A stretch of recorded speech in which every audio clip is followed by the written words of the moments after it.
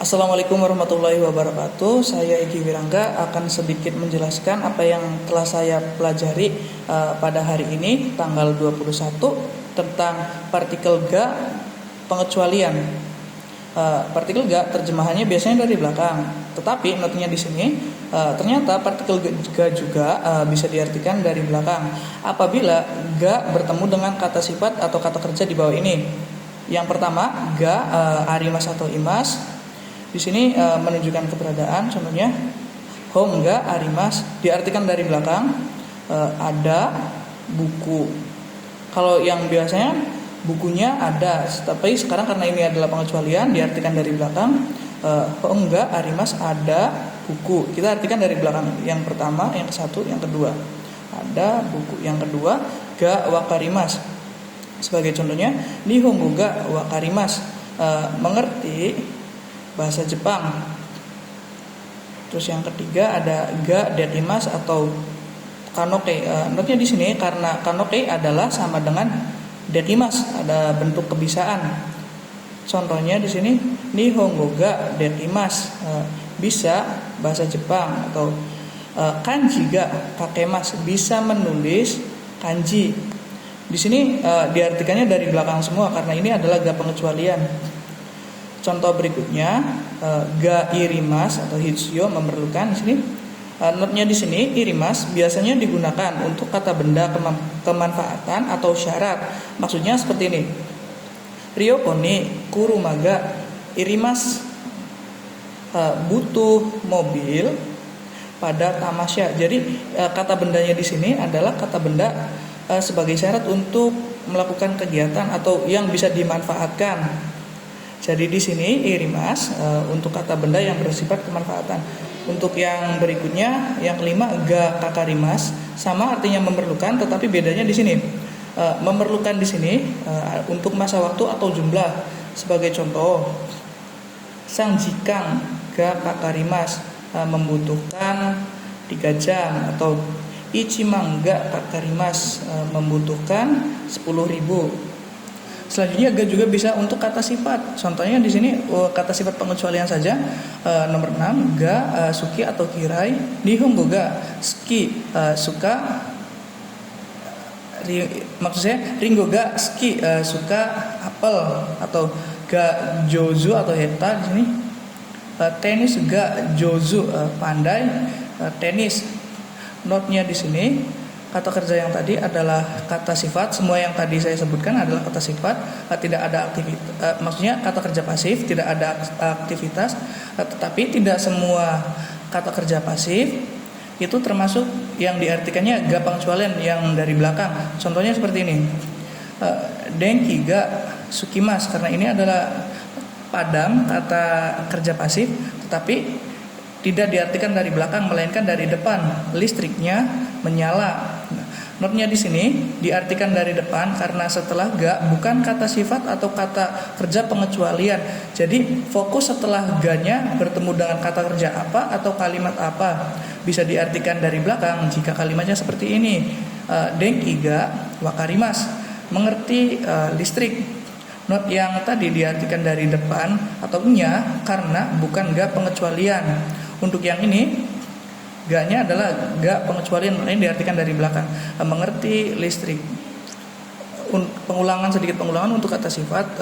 Kurumaga takai, mobilnya mahal. Ini diartikan dari depan, dari belakang ga, karena bukan setelah ga bukan kata sifat ga yang pengecualian. Maksudnya partikel ga pengecualian di sini.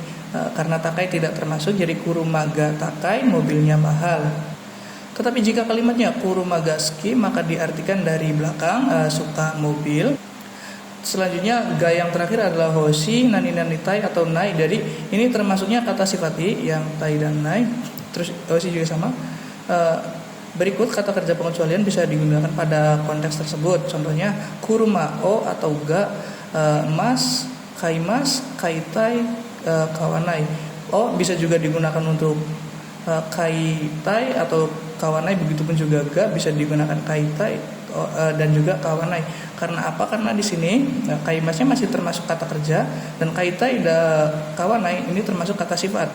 Maksudnya kata sifat di sini ga pengecualian juga bisa untuk bentuk tai dan bentuk nai di sini bisa digunakan. Jadi kita artikan dari belakang. Ingin membeli mobil, tidak ingin membeli mobil. Ternyata di sini ga juga bisa diartikan oleh apabila syaratnya di sini setelah ga harus ada kata kerja dan kata benda. Maksudnya di sini pelaku partikel ga, setelah ga ada kata kerja futsu, runaita atau dan juga bertemu dengan kata benda. Ga di sini dapat diartikan oleh apabila kondisinya seperti ini. Tetapi jika tidak ada salah satu dari kata kerja ataupun kata benda, ga tidak dapat diartikan oleh. Sebagai contoh, ga yang dapat diartikan oleh Chichiga kata Honga Sukides. Buku yang telah dibeli oleh ayah bagus. Tetapi jika kata kerja atau kata bendanya dihilangkan satu, sebagai contohnya denki ga kiemas. Di sini tidak ada kata benda yang lagi yang di belakang kata sifat, maka kata kerja maksudnya, maka diartikan ga-nya adalah nya, denki ga kiemas, lampunya padam. Sebagai contoh lagi di sini Widiaga note iru basuga okuremashita. Bus yang sedang dinaiki oleh saudara Widya okuremashita telah terlambat. Di sini ada dua ga, tetapi cara pengertiannya kita lihat ga yang oleh atau ga-nya. Kita artiin dari cari dulu ga yang artinya nya, baru kita ke belakang. Setelah itu baru ke depan. Jadi fokusnya kita setelah ga ada kalimat apa di sini. Kalau ga artinya nya, kita dahulukan sesuai yang sudah saya jelaskan kemarin. Dan kalau artinya setelah ga maksud saya ada kata benda dan kata kerja dan kata sifat, maka ini adalah oleh. Jadi kalimat ini dapat diartikan bis yang sedang dinaiki oleh saudara Widya telah terlambat. Selain ga ada juga ni yang dapat diartikan oleh.